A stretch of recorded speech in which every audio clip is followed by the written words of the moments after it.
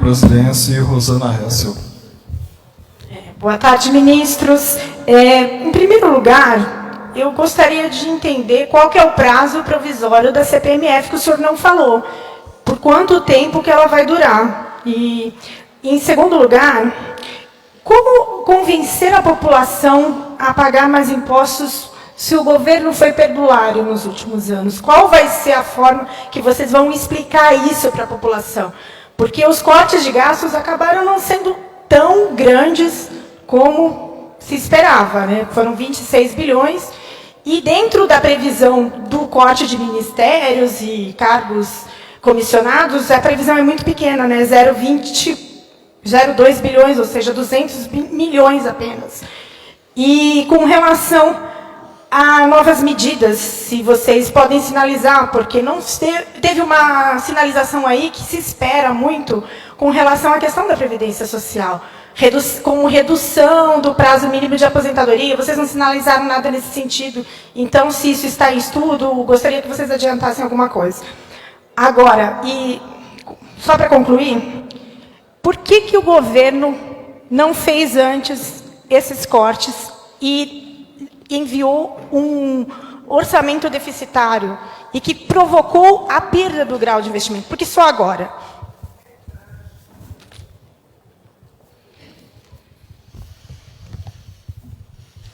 Vamos começar com as, eu não sei se qualificaria boas notícias, mas que ao menos dê uma tranquilidade. O nosso objetivo é que a CPMF não dure mais que 4 anos.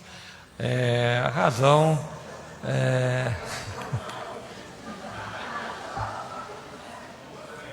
Olha, gente, pessoal, isso aqui assim, a gente precisa fazer, não vamos nos esquecer também, tá certo, que a gente tem que também continuar se fortalecendo do lado fiscal.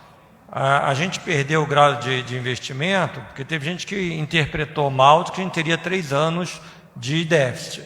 A gente está projetando superávit de 0,7. A gente sabe que 0,7 não pode continuar a vida toda com 0,7. Então, a gente vai ter que ter essa gradual fortalecimento da economia, tá certo? E aí a gente também, aí é uma questão, vamos dizer assim, a gente não vai querer deixar para o próximo governo começar sem nada.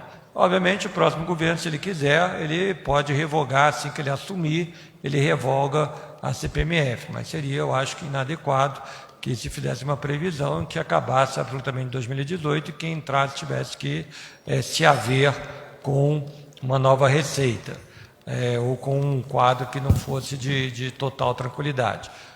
Nada impede que, se as coisas forem melhor, se diminua isso antes, tá certo? Não há nada que impeça. Tá? Eu acho que até pela evolução da consciência, vamos dizer assim, fiscal da população, o governo terá absolutamente sensibilidade de, assim que puder, diminuir, eliminar o que for a CPMF. Hoje, quando você faz uma programação, você tem que fazer uma programação com muita segurança. A gente não deve esquecer, também perguntaram sobre a questão de reforma da Previdência, os efeitos dessas coisas, ainda que sejam votadas rápidas, o efeito toma um certo tempo. Não é por acaso que eu tenho dito que a gente precisa de uma ponte para chegar numa nova economia. E a gente tem que fazer isso com segurança, tá certo? Os 2 milésimos que a gente vem a pagar cada vez que comprar um sanduíche, eu acho que vão dar bastante energia para a nossa economia, se, evidentemente, a gente fizer o resto do trabalho. A CPMF, ela se coloca dentro de um quadro de uma disciplina fiscal, uma disciplina do gasto bastante acentuada e que eu acho que vai continuar. Nós entendemos que temos que manter a disciplina, será importante para o Brasil rever gastos tributários, rever subsídios, rever benefícios que eventualmente não estejam alcançando seus objetivos. Tudo isso eu acho que vai, ao longo do tempo, vir a permitir que eventualmente se prescinda da CPMF, assim como o próprio crescimento econômico, ainda que não seja sempre a boa prática baixar os impostos quando a economia começa a acelerar. Mas então, eu diria isso. Em relação aos ministérios, eu vou deixar o Nelson responder, mas todo mundo sabe que as despesas de custeio, essa operação, questão de telefone, carro, etc., é uma despesa importante, mas não é a maior parte das despesas do governo. A maior parte das despesas do governo é transferência para terceiros, subsídios, tá certo? Alguém mencionou aí que o governo teria gasto. Eu acho que para explicar para a população, imagine, por exemplo, inúmeros empresários que tomaram dinheiro emprestado, que tiveram pessoas que compraram geladeira sem imposto e uma opção de outras coisas, também tem um sentimento de, bom, havia uma ocasião, as pessoas aproveitaram essa ocasião, o governo criou, vamos dizer assim, condições para uma vida mais confortável durante certo momento, que agora é impossível manter. Mas então, assim, a gente sabe que essas reduções de número de ministério e tal são importantes, são significativas, mas não trazem uma economia comparável a, por exemplo, dos 493 bilhões, acho que agora são 489, que é a economia que a gente fez, projetadas, 480 bilhões projetadas de pagamento de aposentadoria, mais 48 bilhões de LOAs.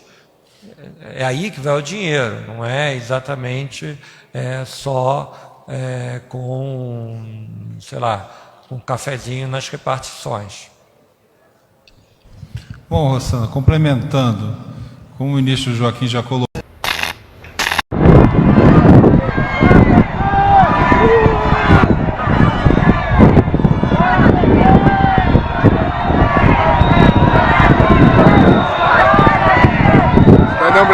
cidadão brasileiro, o povo está colocando os petistas para correr, os petrários.